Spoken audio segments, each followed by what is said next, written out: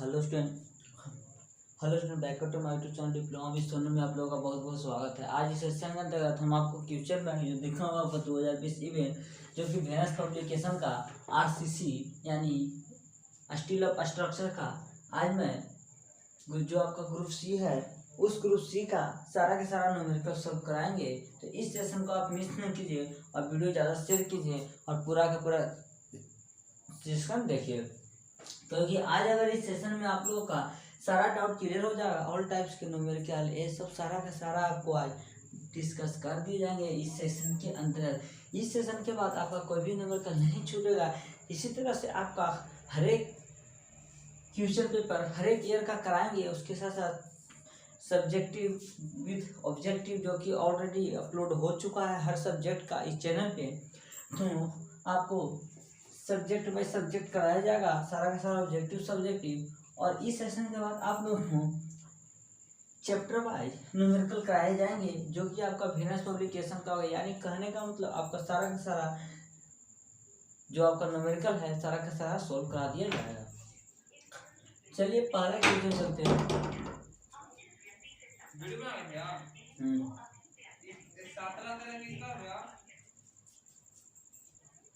पता नहीं,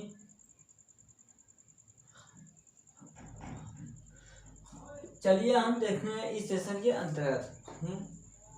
देखिए पहले बोलता है कि आपका determine the effective depth. Effective depth मतलब आपको डी ज्ञात करना है, डी ज्ञात करना है। उसके बाद बोलता है corresponding area of tension reinforce, यानी जो आप डी ज्ञात कीजिएगा उसकी कोरस्पोंडिंग एरिया ऑफ रेनफोर्समेंट का ज्ञात करना है, वो जिसका विध दिया हुआ 200 एवं अल्टीमेट मूवमेंट रजिस्ट कर रहा है 200 किलो न्यूटन मीटर। आप M20 का कंक्रीट है और Fe 415 का स्टील का ग्रेड है। तो अपना एक ही फंडा है। सबसे पहले क्या गिवन है कि क्या दिया हुआ है, अपना एक ही फंडा है कि क्या दिया हुआ है। आपसे इफेक्टिव डी जो स्मॉल डी है वो मांग रहा है। उसके बाद एरिया ऑफ स्टील आपसे भी मांग रहा है। उसके बाद आपका विड्थ जो है वह दिया हुआ है 200 mm। उसके बाद अल्टीमेट बेंडिंग मोमेंट जिसको आप BMU बोलते हो, अल्टीमेट बेंडिंग मोमेंट आपका 200 किलो न्यूटन मीटर दिया हुआ है। और Fe का ग्रेड जो है वह 415 है। और FCK जो आपका कॉम्प्रेसिव स्ट्रेंथ कंक्रीट का हुआ M20 है। क्या है बच्चों? M20 है। तो सबसे पहले यहाँ देखेंगे कि हमको डी फाइंड आउट करना है, डी फाइंड आउट करना है। तो इसमें कुछ भी नहीं करेंगे, सबसे पहले हम एक्चुअली में क्या करेंगे, यानी हम यहाँ पे एज्यूम कर लेंगे, एज्यूम बैलेंस सेक्शन, कि मेरा जो सेक्शन है वो कौन सा है, बैलेंस सेक्शन है। बैलेंस सेक्शन करने का मतलब आपका जो एक्सयू लिमिट है वह एक्सयू के इक्वल है। बैलेंस सेक्शन करने का मतलब बैलेंस का मतलब इक्वल, यानी एक्सयू लिमिट इक्वल टू एक्सयू है। तो सबसे पहले हम देखिए यहाँ पर एक्सयू ज्ञात करते हैं। तो एक्सयू के लिए क्या चाहिए हमको 0.87 FY इंटू में AST अपन में 0.36 FCK इंटू में भी एक कैसे आता है, total compressive force equal to total tension force, दोनों को इक्वल करने से आता है, जो कि डिस्कस कर चुके हैं। तो आपको AST भी अननोन है। आपको यहाँ पर अननोन कौन सा है, AST अननोन है, एरिया ऑफ स्टील अननोन है। तो आप इससे भी निकाल सकते हैं या आप डायरेक्ट क्या कीजिए एक्सयू लिमिट को ही निकाल दीजिए, एक्सयू लिमिट ज़्यादा बेटर रहेगा। तो एक्सयू लिमिट निकालते हैं अगर हम तो एक्सयू लिमिट ग्रेड पर डिपेंड करता है। आपका 415 ग्रेड है, 415 के लिए 0.48 D हो जाएगा, यानी एक्सयू लिमिट जो है 0.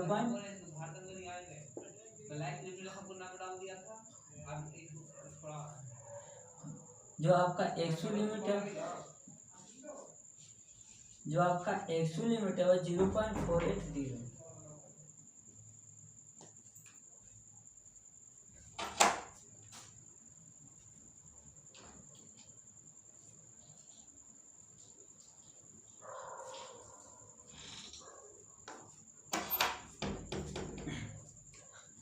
चलिए देखते हैं, जो आपका एक्सयू लिमिट है वह 0.48 D है। आपको डी निकालना है तो एक्सयू लिमिट इतना मान लेते हैं हम 0.48 D है। अब कुछ नहीं करना, आपको BMU दिया है यानी कि BMU निकाल लेंगे, अल्टीमेट बेंडिंग मोमेंट वाला फॉर्मूला लिखेंगे। तो अगर हम यहाँ पर एरिया यानी कि टेंशन साइड से निकालेंगे, देखिए बैलेंस है तो किसी भी साइड से निकाल सकते हैं, टेंशन से भी या तो आप बैलेंस है तो आप टेंशन से भी निकाल सकते हैं, या तो आप कंप्रेशन साइड से भी कंक्रीट साइड से भी निकाल सकते हैं। तो हम यहाँ टेंशन साइड से निकालेंगे या कंप्रेसर से डिसाइड करते हैं। देखिए अगर हम टेंशन साइड से निकालेंगे तो हमारा डी भी अननोन है और AST भी अननोन है। दो अननोन फाइंड आउट करने के लिए हमको दो इक्वेशन चाहिए जो कि यहाँ पर पॉसिबल नहीं है, इसलिए हम क्या करेंगे, कंप्रेशन साइड से चलेंगे। कंप्रेशन साइड से चलेंगे तो सिर्फ एक ही अननोन रहेंगे, तो एक अननोन आराम से निकल जाएगा। तो चलते हैं, कंप्रेशन साइड का फॉर्मूला होता है 0.36 FCK B इंटू में XU D माइनस 0.42 XU होता है। तो BMU आपका दिया 200 दिया हुआ है, किलो न्यूटन पर मीटर को चेंज करेंगे mm में तो 10 की पावर 6 हो जाएगा, जो कि इस तरह है। फिर 0.36 FCK का वैल्यू आपका 20 M20 है, तो यहाँ पर M20 हो जाएगा। विथ आपका 200 है, 200 हो जाएगा। केयरफुल ध्यान, XU लिमिट क्या है या XU का बैलेंस से दोनों इक्वल है तो हो जाएगा 0.48 D हो जाएगा। उसी तरह से D यहाँ हो जाएगा 0.42 हो जाएगा। XU की जगह क्या है तो हो जाएगा 0.48 D हो जाएगा। इस तरह से आपका जो है वह 200 मल्टीप्लाई 10 के पावर 6 हो जाएगा और 0.36 20 गुने 200 D को कॉमन लेंगे, इस तरह से होगा। इस तरह से आपका वैल्यू आता है D बराबर, आप यहाँ पर सॉल्व कर लीजिएगा। हम यहाँ डायरेक्ट वैल्यू लिख देते हैं, D बराबर कितना आपका आता है तो 737 mm आता है आपका D।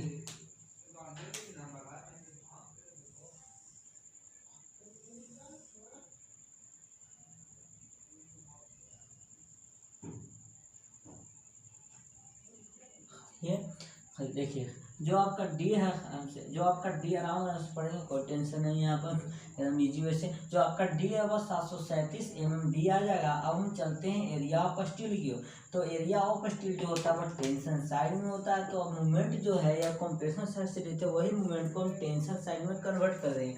तो इस मतलब आप नोट डाउन कर लीजिए। अब हम चलते हैं एरिया ऑफ स्टील को फाइंड आउट करते हैं। पहला स्टेप और कंप्लीट हुआ, इफेक्टिव डेप्थ फाइंड आउट हो चुका है। तो चलते हैं हम यानी एरिया ऑफ स्टील निकालने के लिए। आराम आराम से समझेगा, कोई भी टेंशन नहीं है। अब जो भी हो, प्यार मोहब्बत की सारी बातें बाद में होगी, अब यहाँ अभी एग्जाम की तैयारी होगी। तो चलिए हम चलते हैं, मूवमेंट अब निकालेंगे हम, तो टेंशन साइड से निकालेंगे। तो 0.87 FY AST इंटू में D माइनस 0.42 XU। मूवमेंट तो उतना ही हो जाएगा, मूवमेंट में कोई चेंजिंग नहीं होगा, तो यह हो जाएगा। और FY का मान 415 है और एरिया ऑफ स्टील है ही, D का मान आपका 737 आ गया। उस तरह से 0.42 XU का है या XU लिमिट का है, तो यह हो जाएगा कितना भाई, तो 0.48 हो जाएगा। 1 सेकेंड, 0.48 और D का मान आपका 737 आ गया है। इस तरह से अगर आप कहा जाए तो area of steel find out होगा, इधर उधर बराबर कर लीजिएगा। तो एरिया ऑफ स्टील आपका जो आ जाएगा वो आएगा 1406 mm स्क्वायर, 1406 mm स्क्वायर। अब ये आपको कन्वर्ट करने आ जाएगा क्या, एरिया ऑफ स्टील को इधर रहने देंगे, इसको घटा लेंगे, डिफरेंस कर लेंगे, फिर डिवाइड कर देंगे दोनों की, एरिया ऑफ स्टील निकल जाएगा। इस तरह से जो आपका एरिया ऑफ स्टील आया हुआ इतना आया 1406 mm स्क्वायर, और जो आपका डी आया 737 mm आ गया। इस तरह से आपका जो ग्रुप सी का ट्यूशन फर्स्ट था उस कंप्लीट हो चुका है। अब चलते हैं इसके अथवा में क्या पूछा है। तो अथवा में जो पूछा हुआ देख लेंगे, तो हम यहाँ पर क्वेश्चन आपको नोट डाउन नहीं करेंगे, अब उनको समझाएंगे सिर्फ। तो चलिए इसको नोट डाउन कीजिए, अब नेक्स्ट क्वेश्चन की ओर चलते हैं।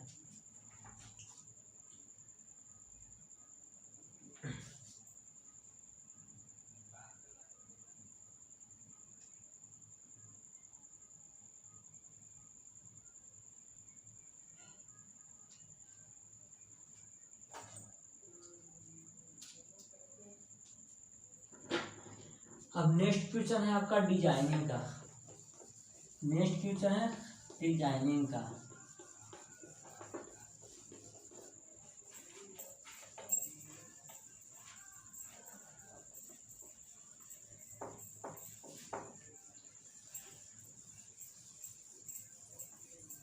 नेक्स्ट क्वेश्चन आपका डिजाइनिंग का, जो बहुत ही मस्त एवं वीवीआई है, तो आप इसको मिस ना करें।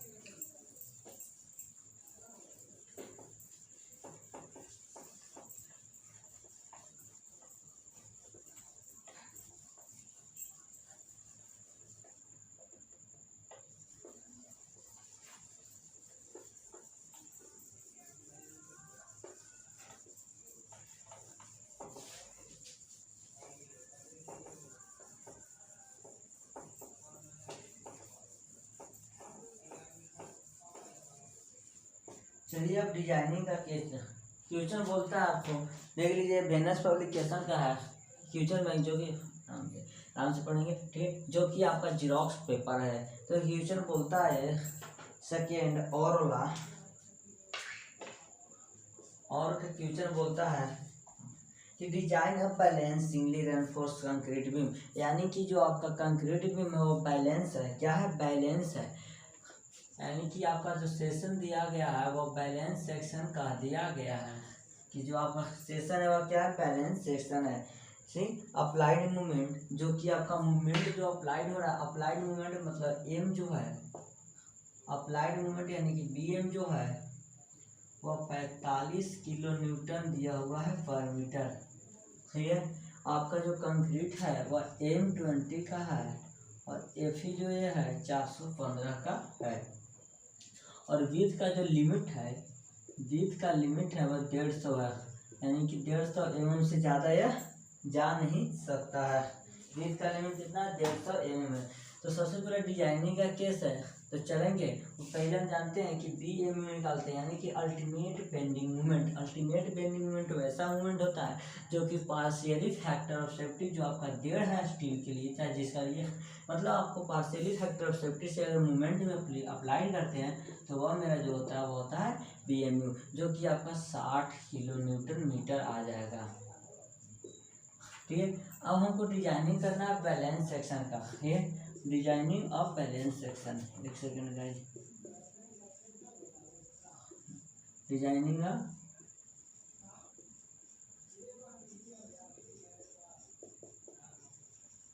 अब डिजाइनिंग करेंगे बैलेंस सेक्शन का। तो सबसे पहला स्टेप में हम देखते हैं, दो केस आता है, आराम से पढ़ेंगे। ठीक है, एलएसएम का डिजाइनिंग जब करते हैं सिंगली रेनफोर्स्ड बीम का, उसमें दो केस आता है कि अगर आपको सेक्शन का साइज दिया हुआ हो और एरिया ऑफ स्टील निकालना हो, या तो आपको सेक्शन का साइज भी ना दिया हुआ ना एरिया ऑफ स्टील दिया हो, तो यह कौन सा केस में आता है? एक केस नंबर सेकेंड में आता है कि न सेक्शन का साइज दिया है न एरिया ऑफ स्टील दिया, यानी कि हमें दोनों निकालना है। डिजाइनिंग के मतलब यही होता है कि जो RCC बीम है उसका डायमेंशन कितना होगा, उसमें एरिया ऑफ स्टील कितना देना होगा, तो वही दोनों फाइंड आउट हमें करना होगा। तो उसके लिए हम स्टेप आपको बता चुके हैं डिजाइनिंग के केस के लिए। तो वीडियो अपलोड रहेगा, डिस्क्रिप्शन में लिंक दिया रहेगा, आप वहाँ जाकर देख सकते हैं, या यूट्यूब चैनल पर डिप्लोमा विद सोनू के नाम से सर्च कीजिएगा, उसमें आपको मिल जाएगा RCC का वीडियो। तो चलते हैं उस फर्स्ट स्टेप बाय स्टेप चलेंगे हम। तो स्टेप नंबर 1 में हम चलते हैं।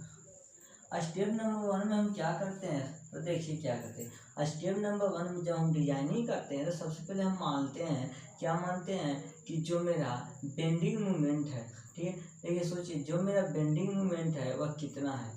तो अगर हमको एरिया ऑफ स्टील नहीं दिया हुआ है, ठीक, तो हम क्या करेंगे, सबसे पहले हम MU निकाल लिए, उसके बाद हम XU लिमिट निकालेंगे। XU लिमिट देखिए डिजाइनिंग के केस में हम बोल दिया है बैलेंस सेक्शन, ठीक है, फिर भी हम क्या करेंगे, XU लिमिट निकालेंगे। XU लिमिट के पहले XU लिमिट तब कहाँ यूज पड़ता है हमको बताइए। तो XU लिमिट वहाँ यूज पड़ता है जब एरिया ऑफ स्टील आपको पता है एरिया ऑफ स्टील, यानी कि एरिया ऑफ स्टील निकालने के लिए XU का मतलब मूवमेंट निकालने के लिए XU की रिक्वायरमेंट होती है।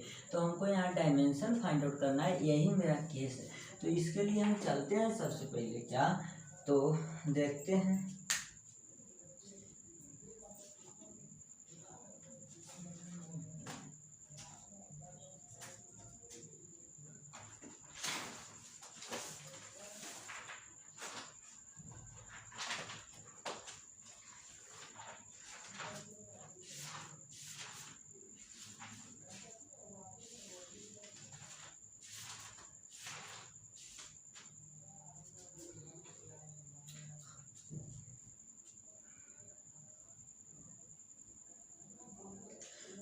देखिए जब डिजाइनिंग का केस आता है आपको तो क्या करना रहता है, सबसे पहले हम यहाँ ही देखते हैं। आपको डिजाइनिंग और बैलेंसेशन का डिजाइन करना है, ठीक है। तो हम स्टेप बाय स्टेप चलेंगे, आप टेंशन मत लीजिए कि कैसे सोल्व हुआ, देखते जाइए, ठीक है। स्टेप 1 में क्या करेंगे, स्टेप 1 में हमको BMU निकालना है, बेंडिंग अल्टीमेट मोमेंट, ठीक है। बेंडिंग अल्टीमेट मोमेंट निकालने के लिए क्या करते हैं, फैक्टर ऑफ सेफ्टी से मल्टीप्लाई करते हैं, जो कि हम यहाँ मल्टीप्लाई कर देंगे। बेंडिंग अल्टीमेट बेंडिंग मोमेंट वैसा मोमेंट होता है जब हम बेंडिंग मोमेंट को पार्शियली फैक्टर ऑफ सेफ्टी से मल्टीप्लाई करें तो वो देता है हमें अल्टीमेट बेंडिंग मोमेंट, जो कि आपका 60 किलोमीटर मीटर होगा। स्टेप 1 कंप्लीट हो गया, कितना इजी वे से कंप्लीट हुआ। उसके बाद होता है स्टेप 2। स्टेप 2 में क्या निकालेंगे, एमयू लिमिट निकालेंगे। एमयू लिमिट स्टेप 2 में होता है ग्रेड के अकॉर्डिंग डिपेंड करता है, जो आपको बताए थे। तो ग्रेड आपका 415 है, आराम से पढ़ेंगे, कोई टेंशन नहीं, ठीक है बच्चा। देखिए डिजाइनिंग का केस है, जब आपका 415 है तो यहाँ पर कितना हो जाएगा, यहाँ पर 0.138 हो जाएगा FCK और BD स्क्वायर हो जाएगा, जो कि आपको दोनों ही अनयून है। तो इसलिए हम एमयू लिमिट निकालेंगे। एमयू लिमिट निकालेंगे जब तो 0.138 हो जाएगा।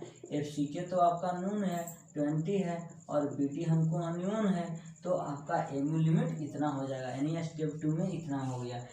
उसी तरह से स्टेप 3 में हम क्या करेंगे, स्टेप 3 में हम एज्यूम कर लेंगे, स्टेप 3 में एज्यूम करेंगे क्या, स्टेप 3 में एज्यूम करेंगे D/, में जो B है मेरा वह 0.5 है। इस तरह से हम क्रॉस मल्टीप्लिकेशन करें तो D बराबर जो होता है 0.5B होता है। ये स्टेप नंबर 3 में, यानी स्टेप नंबर 1 में हम अल्टीमेट बेंडिंग मोमेंट निकाले, स्टेप नंबर 2 में क्या कीजिए, एमयू लिमिट निकाल लिए, और स्टेप नंबर 2 में एमयू लिमिट निकालने के बाद क्या किए, उसको हम कंपेरिजन करें। अब उसके बाद क्या करेंगे, उसके बाद हम स्टेप नंबर 4 की ओर चलते हैं। स्टेप नंबर 4 में कंपेरिजन करके डी रिक्वायर्ड निकालेंगे कि इसमें कितना डी की रिक्वायरमेंट है, उसके अनुसार हम चलेंगे स्टेप नंबर 4 में। स्टेप नंबर 60 किलोमीटर याद रखिएगा। अब स्टेप नंबर 4 में चलते हैं हम इसी तरह से। ये स्टेप नंबर 4 में चलते हैं तो कंपेयर करेंगे किसका भाई, एमयू लिमिट बेंडिंग मोमेंट का, ठीक है। और इसमें हम क्या फाइंड करेंगे, तो डी रिक्वायर्ड को फाइंड करेंगे। डी रिक्वायर्ड कितना है, इसमें हम डी रिक्वायर्ड और बी रिक्वायर्ड को फाइंड आउट करेंगे, ठीक है। देखिए खाली आप इसमें हम डी रिक्वायर्ड और बी रिक्वायर्ड कितना है वो फाइंड आउट करेंगे। स्टेप नंबर 4 में क्या किए, एमयू लिमिट आपका था 0.5, याद रखिए, ठीक है ना। ये था क्या, तो 0.138, FCK कितना था 20 था, ठीक है, BD स्क्वायर था। उसी तरह से आपका जो BMU था 60 किलो न्यूटन मीटर में था, याद रखिएगा 60 किलोमीटर मीटर में था। आराम से इसको 60 किलोमीटर को हटा दीजिए तो 60 × 10⁶ न्यूटन पर एम हो जाएगा, सही। उसके बाद आप देखिए 0.138 रहने देते हैं, 20 की जगह 20 रहने देते हैं, ठीक है। और B की जगह हम B की जगह B था, D की जगह था 0.5B के होल स्क्वायर, क्यों, क्योंकि D/, में B जो है B/, में D हम माने थे, B/, में जो D माने थे, B/, में D जो माने थे वो 0.5 माने थे, ठीक है। तो B/, में D माने थे ना, B/, में D, तो B की जगह 0.5 होगा D और इसके जगह D स्क्वायर हो जाएगा। इसी तरह से 60 × 10⁶ न्यूटन पर mm हो जाएगा। उस तरह से अगर D का वैल्यू निकालें, यहाँ पर D रिक्वायर्ड का अगर वैल्यू निकालते हैं तो इस तरह से जो आता है वह इस तरह से आएगा, 60 × 10⁶ अपन में 0.138 × 20 × 0.5, इस तरह से D रिक्वायर्ड आएगा, जो कि यहाँ पर होल के क्यू हो जाएगा। क्यों, क्योंकि देखिए 2 D यहाँ पर देखिए 2D एक और D 3D हो जाएगा। इस तरह से आपका जो होगा 60 × 10⁶ हो जाएगा और 0.138 हो जाएगा, गुने में 20 हो जाएगा, गुने में 0.5 हो जाएगा। इस तरह से करें अगर हम तो 1/3 हो जाएगा, ठीक है। 1/3 हो जाएगा। तो इस तरह से जो आपका D का मान आएगा और इस तरह से आएगा, एक सेकंड कैसे निकाल लेते हैं। इस तरह से जो आपका D का मान आने वाला है वह कुछ इस तरह से आने वाला है डी का मान। चलिए आप लोग तो डी का मान निकालिए, किस तरह से आपका डी के मान आने वाला है। देखिए कैसियो को रेडी कीजिए और कुछ नहीं कीजिए, क्या कीजिए सो बताते हैं। 60 गुने 10 के पावर 6 अपॉन 0.138 20 अपॉन मल्टीप्लाई 0.5। कुछ नहीं कीजिए तो क्या कीजिए, एक कीजिए पावर में दे दीजिए 1/3। 351 mm आता है। कितना आता है स्टूडेंट? 351 mm आता है। 351 मेरा डी रिक्वायर्ड आता है। कितना आता है? तो डी जो रिक्वायर्ड है वह 351 mm आता है डी रिक्वायर्ड। उसी तरह से आपका जो बी रिक्वायर्ड आएगा वह कितना आएगा जी? तो जो आपका बी बराबर था 0.5 डी था। आराम से पढ़ेंगे, ठीक है। देखिए बी बराबर जो 0.5 डी था, यहाँ पर हम क्या करेंगे, डी के जगह 351 मान रख देंगे। लिमिट भी दिया था, याद रखिएगा, लिमिट भी दिया। 150 से ज़्यादा यहाँ नहीं पार करना चाहिए। 150 के लिमिट में जो चेक कर लेते हैं कि 150 के लिमिट में है कि नहीं, ठीक है। तो आपका जो आता है बी जो आता है वह 175.5 mm आता है। यानी ये जो है आपका वह बी लिमिट में नहीं है, बी का लिमिट में नहीं है। चलिए कोई बात नहीं, बी का लिमिट में नहीं है, यानी कि आपका जो बी लिमिट है मतलब 150 से ज़्यादा होना चाहिए, तो बी 175 आता है, ठीक है। देखिए आपका इतना से ज़्यादा नहीं होना चाहिए, लेकिन आपका बी इतना ही आता है, मतलब इससे ज़्यादा आ जाता है, इसलिए हम बी इसको नहीं यूज़ करके इसको यूज़ कर लें। यानी बी रिक्वायर्ड में कितना है? 150 mm है। बी रिक्वायर्ड 150 mm है। अब नेक्स्ट स्टेप में क्या करेंगे, जो आपका रिक्वायर्ड डायमेंशन है बी और हमसे देखिए बी और डी जो आपका रिक्वायर्ड डायमेंशन है उससे कुछ ज़्यादा मान रख लेंगे, जो कि मेरा डी या बी प्रोवाइड हो जाएगा। तो हम बी प्रोवाइड कर नहीं सकते हैं, क्यों? क्योंकि उसका लिमिट लगा दिया। लिमिट लगा देने का मतलब उससे आप ज़्यादा ले नहीं सकते हैं। इस तरह से आपका जो स्टेप नंबर 5 है वह इस तरह से होगा कि जो मेरा डी प्रोवाइड है, प्रोवाइड करेंगे, यानी कि डी जो मेरा प्रोवाइड हो जाएगा 351 है, तो इसको हम मान सकते हैं 400 mm, लेकिन जो मेरा बी प्रोवाइड हो जाएगा वही हो जाएगा 150 mm ही हो जाएगा। यानी बी प्रोवाइड भी उतना 150 और डी भी इतना। उसी तरह से अब हम चलेंगे स्टेप नंबर 6 की ओर। स्टेप नंबर 6 में यानी कि मेरा मकसद क्या रहता है, दो ही मकसद रहता है। यहाँ पर देखिए है कि हमको दो निकालना था, कि डायमेंशन निकाल लिए, उसके बाद हम बी यानी कि डायमेंशन पता चल चुका है मेरा। तो मैं सेक्शन का चेक करना जरूरी नहीं है, क्योंकि सेक्शन बोल दिया है मेरा बैलेंस सेक्शन है। तो जो बैलेंस सेक्शन है तो कंप्रेशन और टेंशन फोर्स को इक्वल करेंगे। उस कंप्रेशन और टेंशन फोर्स को इक्वल करके हम क्या करेंगे, तो देखिए हम क्या करते हैं। स्टेप नंबर 6 में क्या करेंगे, total compression force equal to total tension force. देख लीजिए, total compression force equal to total tension force. Total compression force equal to total tension force. तो हम कहाँ करते हैं total compression total tension force? तो जब मेरा सेक्शन का साइज पता रहता है, सिर्फ एस्ट निकालना था तब। लेकिन यहाँ पर हमको दोनों निकालना है, इसलिए ये फार्मूला रद्द हो जाएगा। तो डायरेक्ट हम एरिया ऑफ स्टील का फार्मूला लगा देंगे। डायरेक्ट हम एरिया ऑफ स्टील निकालेंगे, जो कि 0.5 FC के BD अपन में FY 1 minus root under 1 minus 4.6 BMU अपन में FC के BD स्क्वायर। यही आपका फार्मूला होता है। अब यहाँ पर डी प्रोवाइड करेंगे वो डी प्रोवाइड करेंगे, यानी कि डी प्रोवाइड हम प्रोवाइड करेंगे, ठीक है। चलिए हम डायरेक्ट मान को पुट करते हैं। एरिया ऑफ स्टील में 0.5 होता है, FC की आपका 20 है, B 150 ही आया है, डी प्रोवाइड आपका 400 है, अपन में FY जो आपका है वह 415 है। उस तरह से जो आपका आने वाला है, मार्कर में लगता है इंक शॉर्ट हो गया, 1 माइनस हो जाएगा 1 माइनस 4.6 BMU जो आपका था वह 60 गुना 10 के पावर में 6 था, और FC आपका 20 है, B जो आपका 150 है, और D जो आपका है वह 400 का स्क्वायर है। इस तरह से जो आपका आएगा एरिया ऑफ स्टील आएगा वह कुछ इस तरह से आएगा। कैसे में मान रख लीजिए, उसके बाद पता चल जाएगा।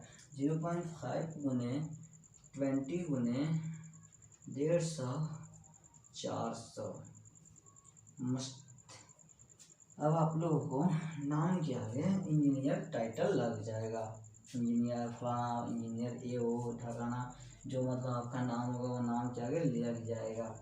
अब टेंशन मत लीजिए कि नाम के आगे इंजीनियर मेरा कब लगेगा, बस आप पढ़ते रहिए।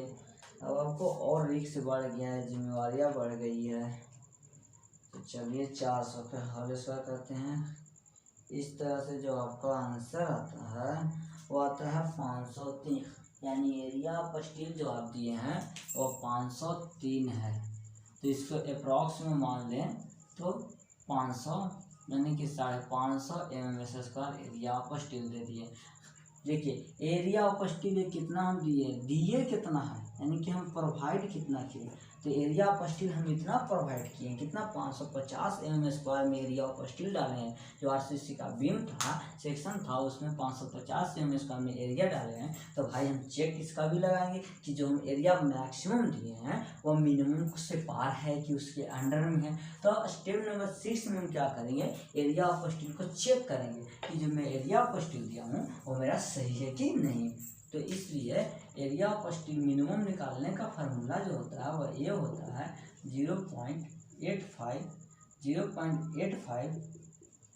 BT अपॉन में FY। एरिया ऑफ मिनिमम निकालने का फार्मूला यही होता है कि चेक लगाएंगे कि जो हम एरिया निकालने हैं वो मेरा मिनिमम है कि नहीं है। ठीक है, मिनिमम है कि नहीं है। तो इसके लिए ये फार्मूला लगा देंगे। तो अब इसको हम वर्कआउट करते हैं। देखिए इसके लिए जब फार्मूला लाएंगे तो 0.85 हम रख देते हैं। डी मेरा 150 था और डी मेरा 400 है, और वही FY के मान जो है वो मेरा कितना है जी, 415 है। FY के जो मान है मेरा वह 415 है। इस तरह से जो आपका AST मिनिमम आता है वह देख लेते हैं, चेक कर लेते हैं। AST मिनिमम कितना आता है, तो 0.85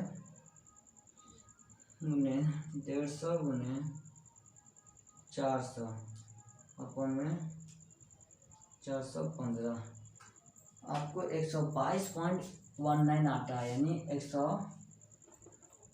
123 mm² एरिया AST मिनिमम, यानी कि आपको मिनिमम एरिया में इतना स्टील देना था। देखिए सोचिए, मिनिमम एरिया में आपको इतना स्टील देना था, वो आपने प्रोवाइड किया 550। तो सिंपल सा जाहिर सी बात है कि मेरा सेक्शन क्या है, सेफ है, यानी हम मिनिमम से बेसी दे दिए हैं जितना हमको प्रोवाइड करना था उससे। क्योंकि देखिए रिक्वायर्ड तो था 123 ही, लेकिन हम प्रोवाइड किए हैं 503, यानी कि 550। तो AST जो आपका प्रोवाइड है वह ज़्यादा है, इसलिए सेक्शन मेरा क्या है, ओके है। सेक्शन मेरा क्या है, ओके है। इस तरह से जो मेरा सेक्शन है वो क्या है, मेरा सेक्शन ओके है। अब कुछ नहीं करना है आपको डाया 1 स्टील बार को जूम कर लेना है, नंबर्स ऑफ स्टील निकाल लेने हैं। ठीक है, नंबर्स ऑफ स्टील निकालने का फॉर्मूला होता है आपका देखिए नंबर डाया एज्यूम कर लेंगे, एज्यूम डाया मान लीजिए 20 ओम का डाया एज्यूम करते हैं। तो देखिए नंबर ऑफ स्टील निकालने का फॉर्मूला क्या होता है, नंबर ऑफ स्टील निकालने का फॉर्मूला होता है कि total area of 1 dia of steel area. ठीक है, यानी देखिए नहीं उग रहा होगा, सॉरी इसके लिए इंक कलर शॉर्ट हो गया।